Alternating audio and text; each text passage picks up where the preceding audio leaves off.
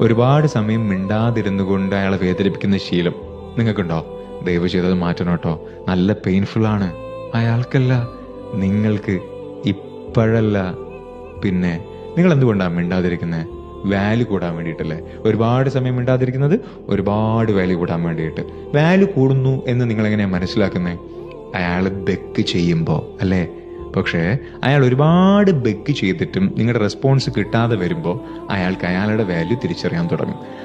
അയാളുടെ വാല്യൂ തിരിച്ചറിയാത്തത് കൊണ്ടാണ് നിങ്ങളുടെ മുമ്പിൽ ഇങ്ങനെ യാചിക്കാൻ വേണ്ടി വരുന്നത്. പക്ഷേ അയാൾ ആ വാല്യൂ തിരിച്ചറിയുമ്പോൾ അയാൾ പതിയെ ഈ യാചന നിർത്താൻ തുടങ്ങും.